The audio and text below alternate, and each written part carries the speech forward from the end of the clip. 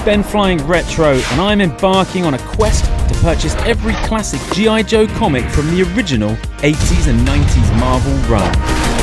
Warning. Hunting down individual issues from every corner of the globe in whatever order the universe decides to give me. Join me and my pal Steve every week as we discuss my latest find. Welcome to Chasing Joe. Chasing Joe.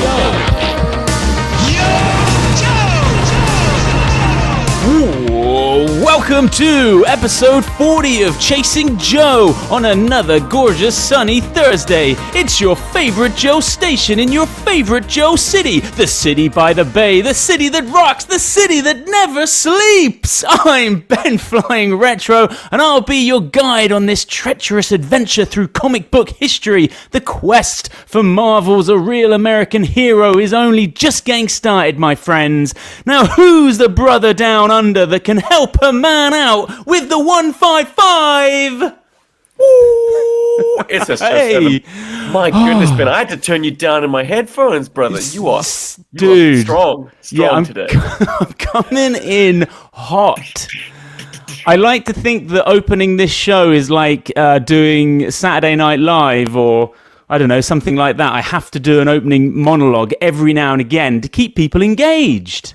I want to know who is in your house currently and whether they're like, what the hell? Oh yeah, Ben's doing a podcast. Did you get some of my references in that opening bit from a very... The hell no, brother. But oh my God. The listeners do. What? Starship, we built this city on rock and roll. You didn't get... They were pop songs, right? I'm thinking movies, Ben. No, but that's the radio DJ spiel at the end of the song. Oh, jeez. Someone out there was loving that, and that was for that one person. You came here for GI Joe, but guess what? You got Starship. Starship, we built this city. Now, look, beautiful. It's episode 40 of Chasing Joe. Somewhat of a milestone. It's a nice round number, and I've got a nice non-round parcel. What's 40 mean to you, Ben? 40, I don't know, loving my 40s, I can tell you that. So, good age. I'm 43. It's been the best time of my life so far. What does it mean to you? You've just crossed behind the veil. Well, I am 40. So I'm hoping that the 40s bring some good times. But no, look, this podcast is 40 weeks old. Yes. Where does the time go? Into the ether. Into the ether. But look. Anyway, I think that's a great reflection. We haven't missed a beat. We've been here showing up 40 weeks consecutively. Bravo. Pat on the back, Ben. Yeah. What do you think of this t-shirt I'm wearing? I've got big googly eyes. It's a McDonald's character for some. No, look, this is the perfect t-shirt for someone. This is from China. Ooh, very good. Yeah, it's a China care package. Sorry. It is the perfect costume for someone with your sunny disposition, BenFlyingRetro. Yes, but don't you just think, I am sat next to a window and I literally want to take someone's order. That's what it feels like I'm ready to do. Give me a large Big Mac and fries. Yeah, you got the wrong microphone set up for that. You need. That's true. That's true.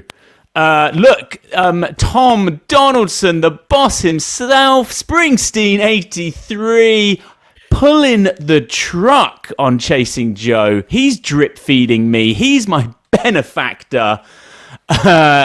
What has he sent me? Let's get into this. Tommy. Oh, yeah, Springsteen 83. I want to talk to him about his love of the boss. I read Springsteen's book. I don't really know much about him. I just thought I'd give it a read. It was a good read. Fascinating chap.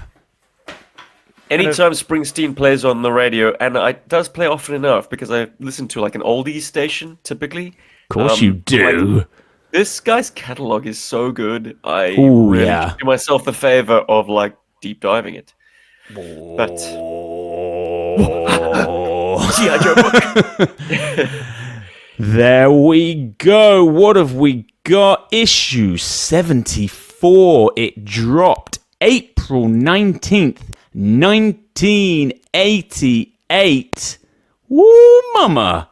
But before we talk about this joyous cover, let's soak ourselves and then towel ourselves off in the cultural landscape of April 19th, 1988. Movies, bit of a dumping ground, but you could have been watching Beetlejuice at the Megaplex. A great film. Just watched Beetlejuice with Indiana, and I thoroughly enjoyed it.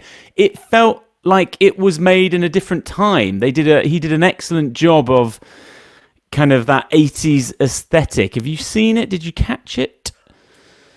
Negative. Is that's because Beetlejuice didn't hit you in the feels when you were a kid? I can tell. You were too busy watching Hook. It was my sister's film. Yeah, a little bit dark, a little bit grungier, kind of for the kid that maybe felt a little bit different. Does that sync up? Yeah. I did like yeah. The creep out factor was something that was intriguing to me as a youngster, but okay, maybe I could have captivated me. No, but maybe you were in Screen 2 checking out one of my faves, Police Academy 5, Assignment Miami Beach. They were already on Police Academy 5 by 1988. These were just, I had them all on VHS. Which one is it? That one says 5. Get it in. It was just a good time. Great memories of watching the Police Academy films. But this one, I kind of sessioned more than like 1 and 2. I was a big fan of this one. Right on. Yeah. Any memories of that one for yourself? When you say you had them on VHS, recorded from TV. Recorded from TV, yes, with ad breaks. Or did you stop the recording? Hopefully, got into pausing on ad breaks kind of more later when I was like really getting into films.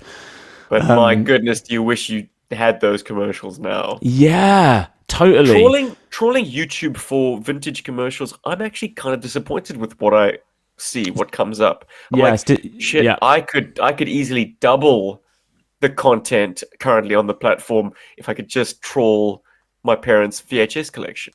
Yeah, but if got the time, honestly. In our house, if there was a post-it, you'd come in from school, post-it, record this or record this.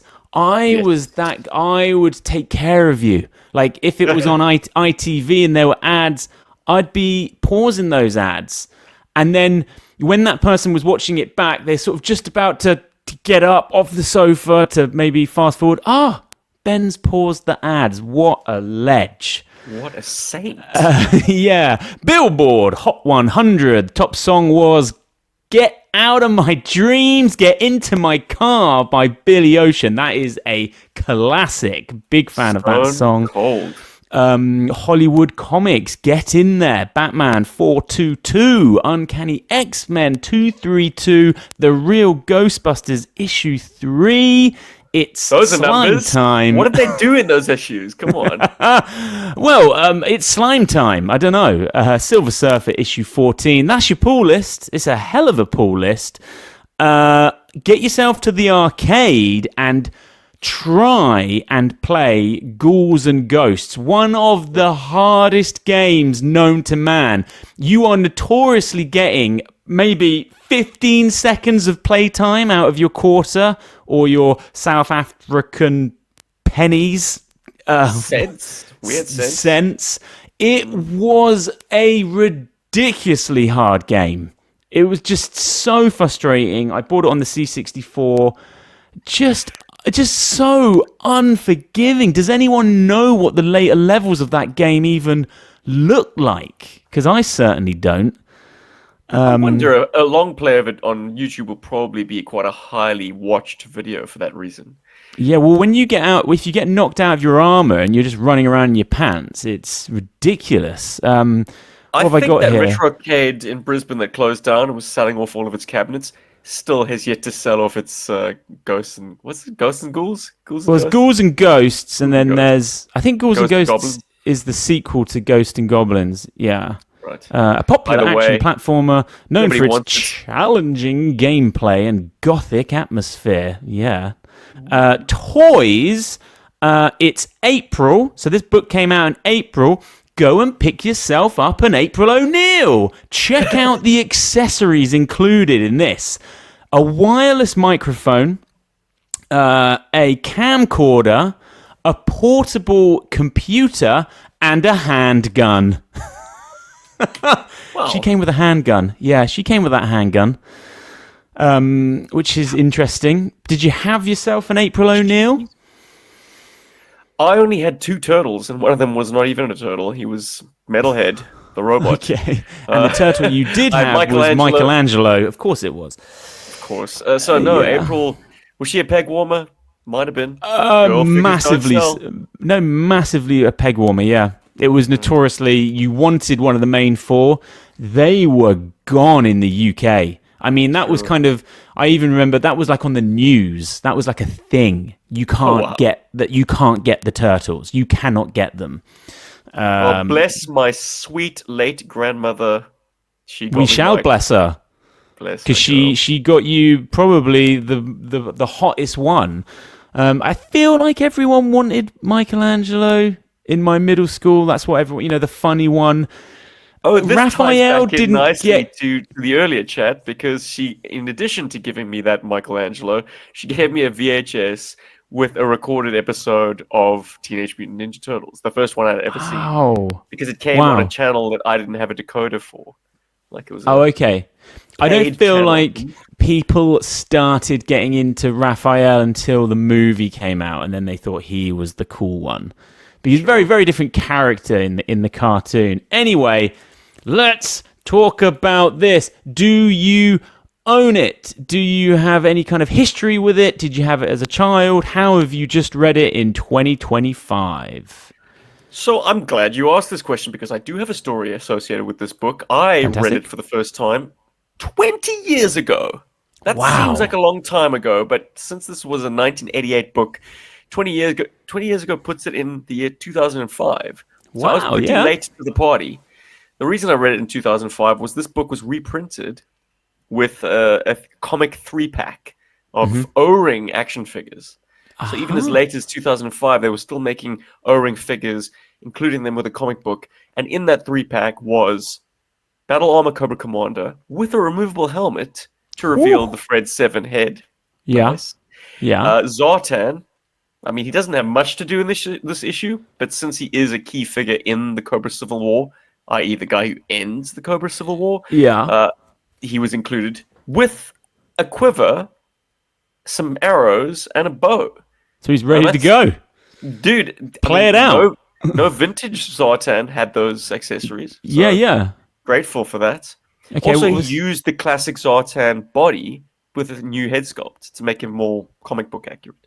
Okay. And then who was the third? The trio. Yeah, this is a random one. You would never guess it. It was Zarana. Like, she's in like one panel, maybe? Oh, I thought you were just going to say Serpentor. He came with the comic book chronicling his creation. Okay, fair enough. And what was the comic? Was it this format? Like, how did it look? That format, except replacing all the ads, the letters pages with like Hasbro. Did you get the map? Yeah. Oh yeah. Oh, dude. Phew. This book without the map. See you later, dude. Yeah. Okay. So that's a nice story.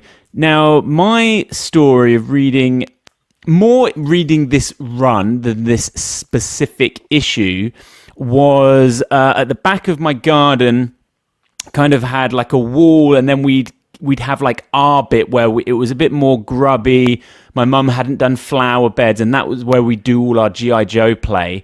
Yeah. And I remember setting up like an old wiry sun lounger, those kind of metal ones with some springs, and I'd fold it so it was in a tent formation. Like you'd fold, I was very small. Fold it up, and then I'd put a towel over the top either side, and I had like a little pod, and then I would read my comics or whatever I was getting from the newsagents, all cozy in there with maybe some figs outside. And I remember reading Civil War like that in my garden in like summer. It was blisteringly hot, and I just remember poring over that map.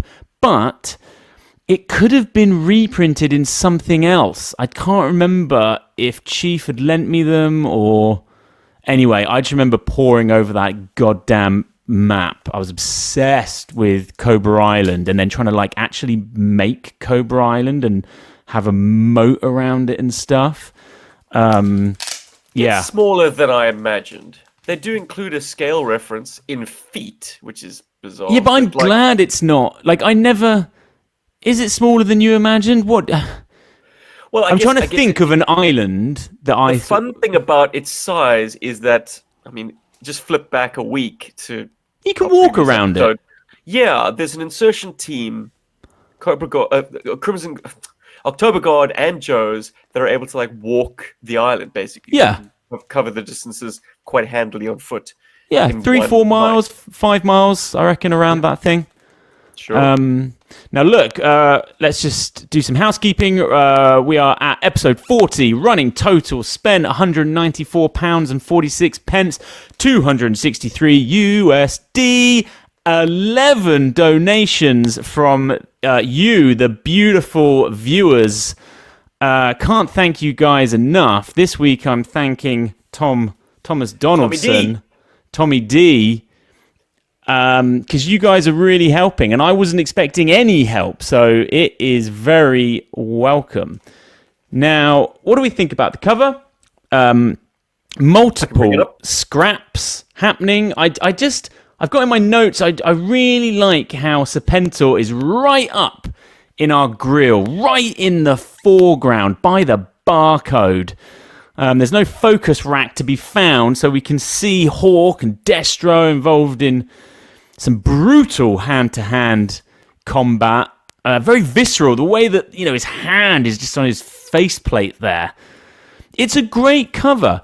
One thing I have with it, don't know if you agree, would you prefer some kind of real-world background, or do you kind of like this keyed-out vibe so everything pops? I think I would prefer, I don't know, for that to have been on Cobra Island and to see some carnage behind it. I think that would have made it even more fun. How do you feel about this cover? Well, almost just to be contrary, I'll break the other way and say this allows the subjects to pop a lot better than like if you busied up the background. Like if you made it like that jungle scene with Stalker and Ripcord / Footloose, and then like a secret roadblock in the background, like there'd be some obscuration there. This is a very heightened scene. It doesn't play out like this in the book at all. This is more symbolic of like all the forces in play. Yeah. Yes. Mentor's army versus Cobra Commanders or Fred Sevens. You've got the GI Joes intervening, and then in the last minute, Destro's forces mixing things up, and Baroness wondering where her allegiances would lie in the back there. So it's gonna move some books, is what it's gonna do. This is probably like, give you a bump in sales to have all the key players, all the leaders of the various factions, all scrapping on the cover. Yeah. Nice. This issue is called Alliance of Convenience. Because there's a lot of moving parts. What have I got here in my notes? Yeah, this is like chess, but with more factions, more than 2 factions. And I think the most interesting thing about the Civil War is where G.I. Joe fits into it. There's kind of a lot of red tape. It's political. Where do they do? Have they got permission to fire? Can they engage? Who are they going up against? Are they going to go up against Cobra Commander or Fred 7, or are they going to take on everyone? Are they going to go up against Serpentor? How do they feel about Destro and his troops? Fascinating issue, S-Jubs. Agreed. And very succinctly, like put by, I think it's General Hollingsworth, when he lands on the flag and pitches this kind of mission to Hawk, he says, we're going to cut a deal with Serpentor through Dr. Mindbender, and it all boils down to whether we support a constitutional monarchy there it is, or a fascist dictatorship. Now, better the devil you know than the devil you don't. I don't know, man. But like, when did Serpentor draft a constitution? Is that like part of You know, like monarchs or emperors are famous for not having constitutions. They don't want to be bound by any higher law. Yeah. They want to be the highest law of the land. So I don't know if that's an entirely accurate like description of Serpentor's What do you rule. think the Joes should have done in this situation? Maybe they should have just let it play out and let the two sides destroy each other. Or do you think they should have just gone... They didn't have a choice, Ben. Yeah, that's it. Larry's favorite trope of like making the GI Joe team the instrument of the politicians and like the cabal of generals who are really calling the shots, and they all have ulterior motives.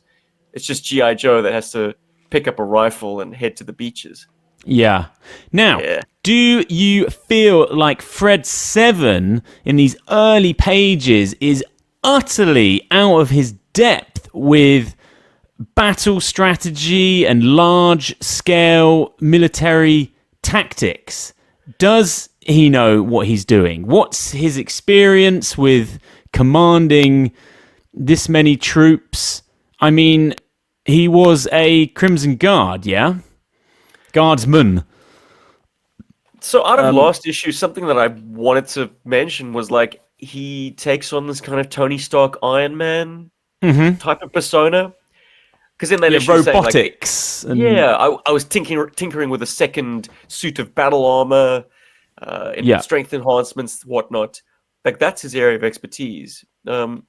But he's kicked it back to his commanders. Like he's good at delegating. Like he wants Baroness to lead the assault on Serpentor's headquarters because she's got a lot more experience. But they're dug in. Like I was thinking, Serpentor has war literally in his DNA. This is he is in his element in this situation, and he's just dug in. And Baronet, they've got superior numbers, they outnumber them big time, but they are taking a pasting in these early thrilling pages of kind of large scale action. And I do love where the Joes fit in these in the first half of this book, where they're kind of just observing, and that team that the Joes have on the ground there, I just love it. I just think how kind of terrifying it would be to be in that team, just kind of waiting for orders. And they're in these very sort of thin strips of like forested areas. We'll flip to the map and like work it all out eventually. But like, where we kick off with the GI Joe recon team just scoping out this battle, like if the Cobras were to glance slightly to the left, they would have clocked them. Like these guys do not have a lot of cover to play with. But they didn't. But let's check them. It's Lieutenant Falcon leading the team, Dial Tone and Sneak Peek, Spirit, Gung Ho, and I'm blanking on the final member. Tunnel Rats. How could I forget? There we go. Yeah. I love how in the opening sequence, we've got Sneak Peek obviously observing everything through his massive periscope. And he's basically musing that like Baroness is not making a dent in Serpentor's line. Spirit then fires back with a very good explanation that like they are being cautious in this assault because they don't want to wreck the freighter. The freighter holds the Cobra shuttle. It's got too much expensive stuff there. Like Cobra wants to take it intact as much as possible. Yeah. But Spirit doesn't have the last word. Sneak Peek fires back saying like, whoever made that decision sure wasn't out there getting shot at, Spirit. Which is such a lovely just like we're the grunts and we know the score kind of observation to make. It's like the higher ups, they want that position taken, but they also want it taken intact. Like you can't have it both way, you idiots. Yeah. We're here getting shot to pieces. We can't make those kind of like bold decisions. We can't make it work. Well, and also a Rattler would absolutely mince Mamba. There's no contest there. Yeah, well, that's what they are doing. Yep. But this is very exciting first few pages, and when Falcon's team do get that green light to take the airfield or take the tower, it seems like an impossible mission at the time and very complex. And when Falcon's on the horn and he's getting that information, we get these panels, and then it cuts to Cobra Troopers getting kind of macked, and then back to Falcon. It's a really thrilling, exciting, page-turning read, this issue. What a treat. It is. It's just such a treat. And, they decide to go through a storm drain that runs underneath the tower. It's just so exciting. Like, where's the movie of this? I just find their place amongst all this chaos. I just love it. The fact that they find a storm drain and in they go with this chaos going on above them. And, they're in the dark. They don't know when the Joes are going to land on that airfield or how that's all going to go. There's so many moving parts. Shall we try and orientate ourselves, and let's go to the map, and we can talk about all the other Joe stuff that's going on, because the roster is deep. It's real deep. You've got two C-130s coming in. You've got two Tomahawks coming in. You've got the Whale coming in, all trying to take the airfield. But what has to happen before that? They've got to get rid of the Asps? Yeah, there's a Whale that's coming in to take care of the Asp emplacement at the front end of the... Well, there's no front end of a runway. That's a tough gig, runway. That one. Big time. That's and a tough one that is perhaps better handled by aircraft. It's why... if I am to pick this battle strategy apart, in my layman kind of way, I mean, what do I know about actual battles? But this is a target that is far better taken by air power. I mean, you're sitting out there in the Gulf with the USS Flag, a deck full of, hopefully, Sky Strikers. Why don't you bomb the Asp emplacement, bomb the hangars, bomb the tower? Oh, you got to be precision there, dude. Yeah, I don't know, because you can't have a single bomb hit that runway. I'm pretty sure Sky Striker has some precision-guided munitions. Okay. Late 80s, yeah, laser-guided bombs, the paveway, they're definitely in vogue. I was talking about the little sliver of forest that the Joes were in. I guess it might be this section here beside the freighter. Somewhere in there, yeah, that thin strip. I mean, that's tiny. That's not a big woods. Yeah. Yep. Yeah, so that's where Serpentor's dug in. The freighter, yes. Yeah. So and that would eventually become his mausoleum. I mean, how fitting is that? His body was moved to that freighter. The Whale takes it straight away. Cutter loses his Whale, very instantaneously. He's kicking the wreckage. Yeah, I love that. He's in the back there with some motion. Yeah, look at that. Beautiful. I mean, the wreckage, it could fall on him. Jeez. Yeah, and just doesn't Shipwreck get a little bit ahead of himself? He kind of, he doesn't yell victory, but I was like, chill out, buddy. The job is nowhere near done yet. Sure. Oh, yeah, he's like, we're home free. It ain't over till the fat lady sings. But, yes, it kind of all does come together for the Joes. There's some fantastic clown car thrasher thunder machine action where there's so much going on that little thing. Have you noticed something strange about Ripper? That's a good panel, S-Jubs. Oh yeah. Imagine being on that thing. Well, it's hilarious that he's got the Dreadnoks as his kind of personal god. He's really resorted to the lowest rung. But Ripper is depicted without his tash. He's just got a chin strap beard in this one, which is a very strange look. Yeah, no, there it is. It's bizarre. There he is. Want to bite out of my donut? Hey, we like you too. Oh wait, oi, we like you too. He's Yeah, you're right. I missed that. It totally changes him. Yeah. He looks more oafish without the tash. Yeah. And that's not a slight to anyone out there who does have a chin strap. Rocking it, guys. Bring it back. But yeah, it's a different look for him. It's probably the fact that the teeth are also kind of like a little bit snarly, a little bit snaggle-toothy. Fast Draw gets a nice little panel here as well. Probably his only time to shine. Yeah, but feel him launching those, man. Like, that's damage. Now it's my turn. Boom. Look at the panel below. There's some Joes for you. Whew. Mini poster, sure. Yeah, definitely a mini poster. There's a few banged up ones in the back there. But yeah, their goal is they got to land these goddamn planes on that airfield. They got the whole of Battle Force up there too, haven't they? Yep. Oh, there's a lot going on, S-Jubs. So much. This was a delightful read. It was. The Thunder Machine, that kind of POV of both the cannons, like video game style. Just, woo! Jeez. That is so... Oh, yes!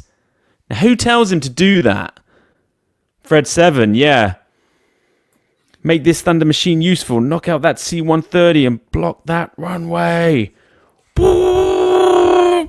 Yeah. Those of us who know what a sort of Vulcan cannon sounds like, or a 30mm Avenger gun, like any rotary gun, we know that the sound effect isn't really rat-a-tat-a-tat-a-tat. No. That's more like Wild West, hand cranked. Yeah. That's like the end of Young Guns.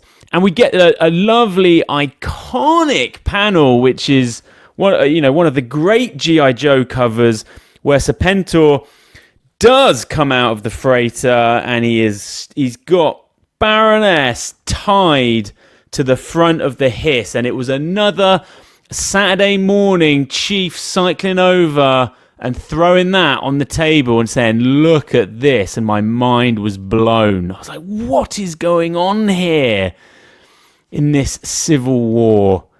Just, there's a lot of iconic stuff happening here. It's probably one of the most famous arcs of the whole run. I mean, it's certainly one of my favorites. I don't know how you feel about Cobra Civil War, but is it up there for you? It's tragic that I came to it as late as I did. Mm-hmm. This would be the key moment of GI Joe lore to play out had I known about it sooner. Yeah, and with the map. We're on this panel. Since we're on this panel, Ben. Yeah. I know what you're going to say. Okay, tell me what I'm going to say. Okay, well, you're going to say that the Hiss tanks look... Okay, they're small. They're really small. They look kind of like toys. Oh, geez, Ben. No, look, I mean, we know the trope of, like, making the subjects look bigger. So Baroness, Serpentor, the Battle Android Troopers, they all... No, okay, I want to find this. You're not happy about something, and I want to find out what it is. No. Let me help you a little bit. It's not that I'm not happy. It's just it's a funny scripting quirk. Script, of course. S-Jubs is all about the dialogue. He's about the script. The story has his attention. Okay, let me go through it. It's Serpentor and his Hiss column. All hail Serpentor. That's Cobra Commander himself on that Thunder Machine. Take him down. Bracket your shots. Your weighted Cobra stock certificates to the crew who hits him. Okay, it's got to be that one. Bingo! Your weight in Cobra stock. So, do you get stock options when you sign up for Cobra?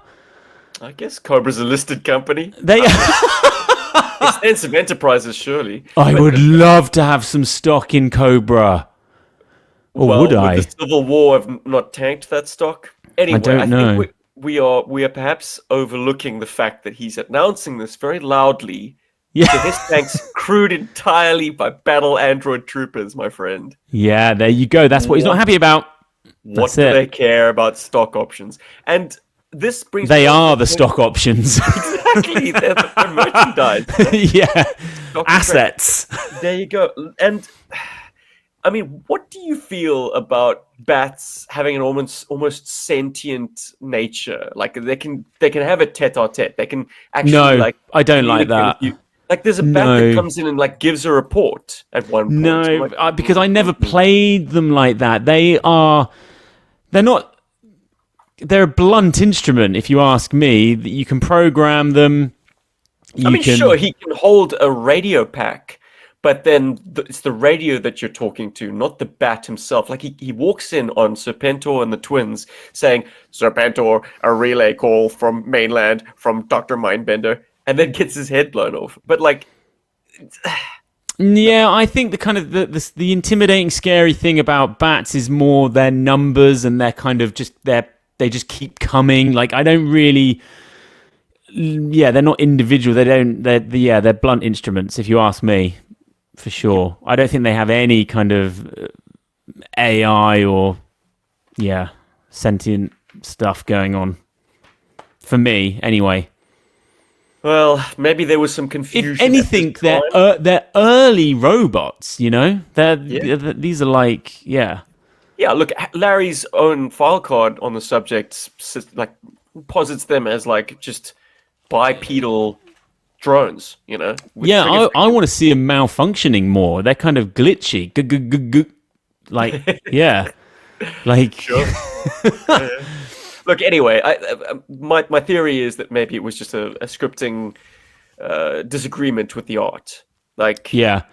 Oh, look what was pictured were bats everywhere, and Larry was like, I need them to deliver reports, so okay, they'll just talk.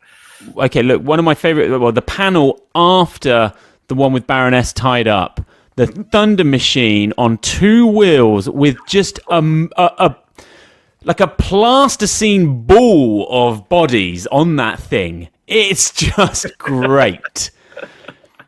It's good. It looks like there's a lot of bodies on there. And to just fill in the listeners, this is all the Dreadnoks kind of grappling with Hawk, who they've just like picked up. Yeah, scooped him up onto the running boards of the Thunder Machine, because you could just do that apparently. And this book has such a great final panel. Just when you thought there couldn't be any more chaos in this story, the game changes again, because who turns up en masse? It's Destro. It's Destro's forces. The big reveal. What toys have we got? 1988's Iron Grenadiers faction. Yeah. What have we got toy-wise? Go. Pictured here, we have the anti-gravity pod times like a dozen. And we have some demons. Demons. Double-tracked. Armed to the teeth. They look good on the beach. Yeah. They look good in a sandy environment, I'd say. Now, where are they coming from, S-Jubs? Destro seems to have like a cruise liner. There's landing craft. Oh my god! Now I'm getting deeper. Those are lines of troops, are they? Yeah. And that is so cool. All colored purple, so we don't get the details. But behind those massive lines of Iron Grenadiers, landing craft. Yeah, and rows of demons, and these sort of. Oh there's so much going on in the ocean as well. Yeah, rows of landing craft. You could think those are just waves. Well, they ain't. And in the cruise liner behind them has three massive cranes extending off. Yes, they ain't. They're not cannons. They're cranes. They're cranes. They're lowering down more landing craft. He ain't playing at all. All of a sudden, the AGP makes a lot more sense as a very, very small, very potent one-man VTOL craft. I mean, all of a sudden, I think hundreds of these little locusts. You're betting on Destro, aren't you? In this rodeo, I mean, he is coming in with high-tech army. Everyone else is beat to shit. He's probably thinking, I am just going to clean up here. Literally, I'm going to clean up. He's played it like a harp from hell. Where do you stand on Destro having such a massive personal army? I absolutely love it. It was a huge part of my play, and it almost reinvigorated my love for GI Joe and the toys. I was so into a third faction that I could collect. I was obsessed with it. Just the dynamic of how that works with play. I went all in on the Iron Grenadiers in a huge way. So the figures, yes, but vehicles? No, not the vehicles. They were hard to. They were expensive. They were tough to find. Yeah, no, that's the one thing that was sorely lacking. But I would furiously look at, new carded figs where it was difficult to say, and if I could see it was Destro's team, I was like, yes, because I used to love to line them up in their, Cobras, Dreadnoks, Destro. It was just, it'd been a long time of just being GI Joe versus Cobra, so I just thought this was very exciting. And it's not in this issue, unfortunately, but probably my favorite panel from any ARA book is Destro on the beach with the brolly and the cocktail, letting this all kind of play out, the master tactician. That panel is just seared in my memory. We'll get there eventually. Look, this is good stuff. You could say this is peak ARA.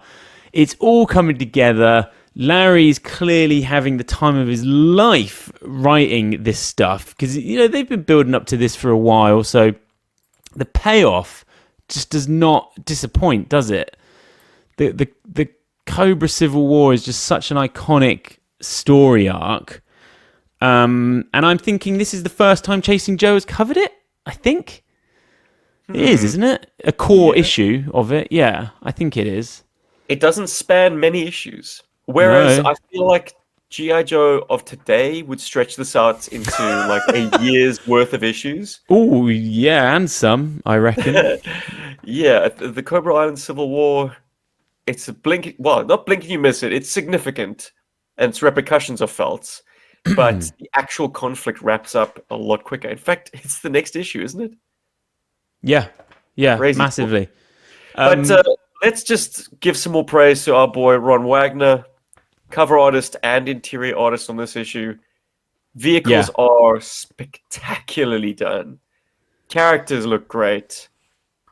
He had some new stuff to deal with in this. Like, I don't know if... I don't think the Demon had been exposed, or the AGP, before this issue. Handfuls of new characters. Fosdraw et al. Why isn't G.I. Joe the movie just this? I would love to see this played out. Highly cinematic issue. Have you got any panels that we haven't... Oh, just when you see the air armada of G.I. Joe, the two Tomahawks, the C-130s. That shot.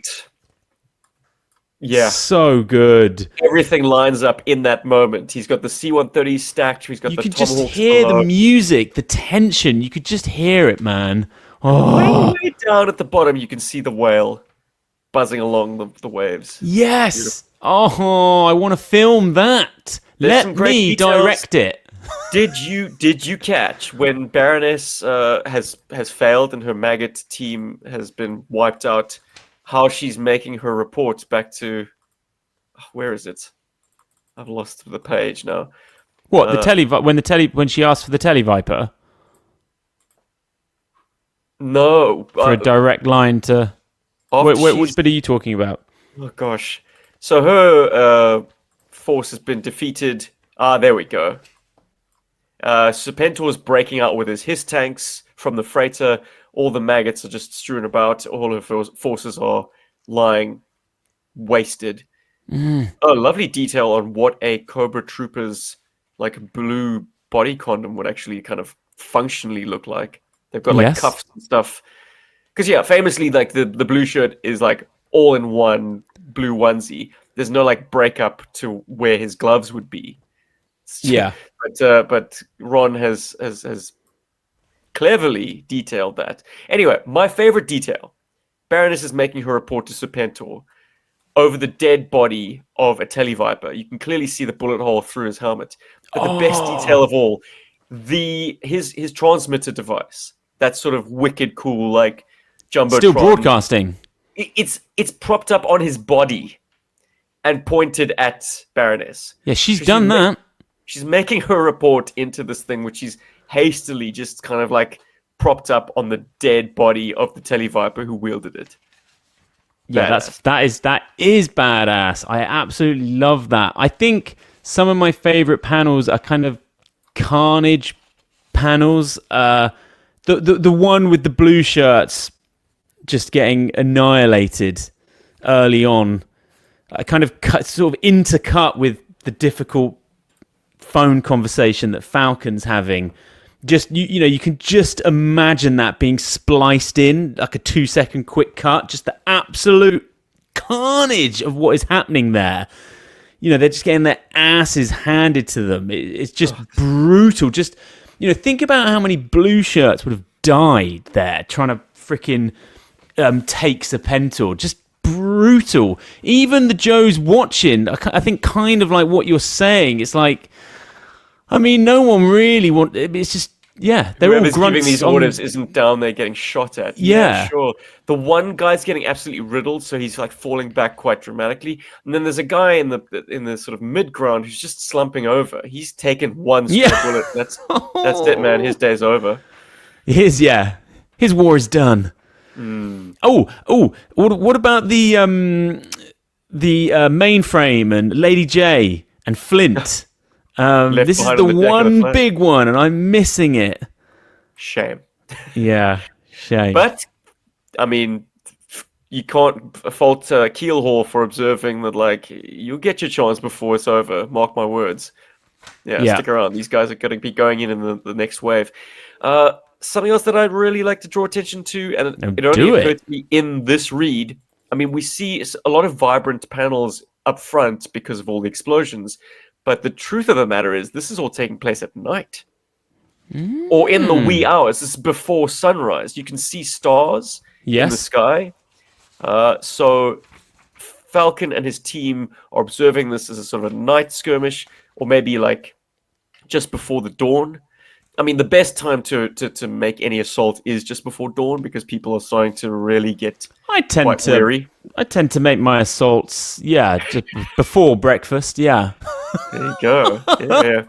But we quickly see, the passage of time, because Falcon's team get their marching orders, and by the time they've made their way, we get a gorgeous sunrise over the Gulf of Mexico with the flag in the foreground. And then by the time that Falcon and the boys are observing the airstrip, it's daybreak. It's a beautiful blue sky. We got clouds in the background. It's clearly like you can feel the weariness of having had the night that they've just had, and are pushing through into the morning. And it's like I do feel that weariness totally, and I love it's a war film trope, that taking the battlefield. There's a great episode in the Pacific where it's just all centered around taking this airfield, this airstrip. And the nature of an airstrip is they're brutal to take because you're completely out in the open and exposed. It's not an easy task that they've got. There's no cover, unless you have a drainage ditch. Unless you have a drainage ditch, because as soon as you come out of cover, they're going to be able to see you coming from a mile away. And they do have a tower, a nice elevated position with good visibility. Yeah. Well, just on the taking of that tower, like, absolutely there's some there's some spaghetti bolognese happening there. That is cold-blooded. That is straight up murking. What, 1, 2, 3, 4 Yep. blue shirts. does the honors with the M60 at extremely They're not putting range. them in manacles. They are not, they're not taking prisoners. They're taking a fine red mist is what they're doing. But did you notice dial tone really getting in on the action? I have just actually noticed something else that I'm going to bring up. Lovely panel of dial tone, like... Oh, man, I've skipped over it again. Where? There we go. Top of the page. Like, gun on fire, and dial tone is pretty much taking point on the sort of the staircase. Yeah, with the hand cannon.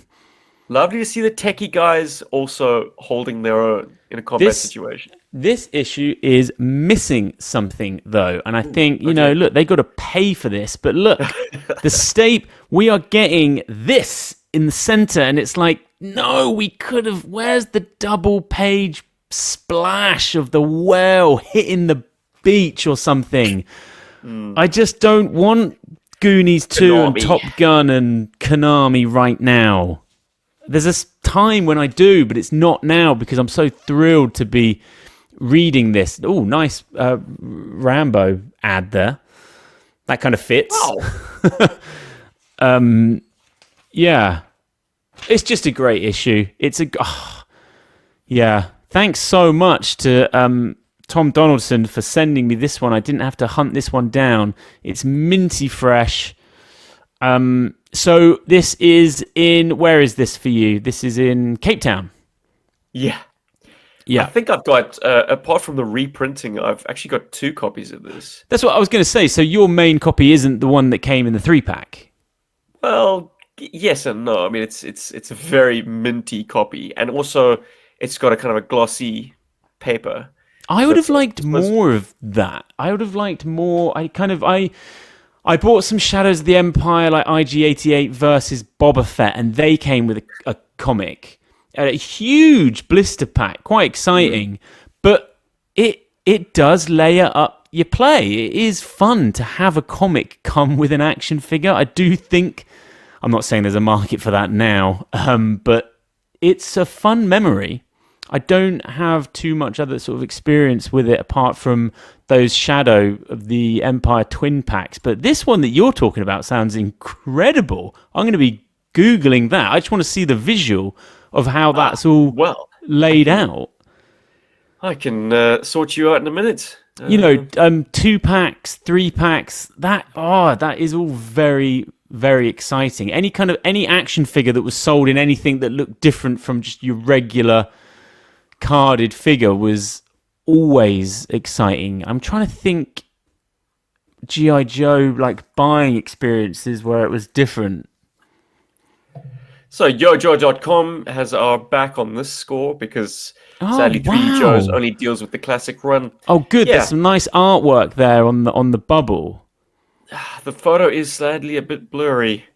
Damn. Oh, look at that. So you've got 3 file cards. Fantastic. This was a great collection. Yes. They did a whole Zorana for me is a real random one, though. Don't think you want her to be the 3rd one in that, really. But fine. Yeah. A curious choice, but it gave us another Zorana. And you can't knock that because there were very few of her produced to that point. Yeah. Was it 2005 or was it later? Man, I might be mistaken.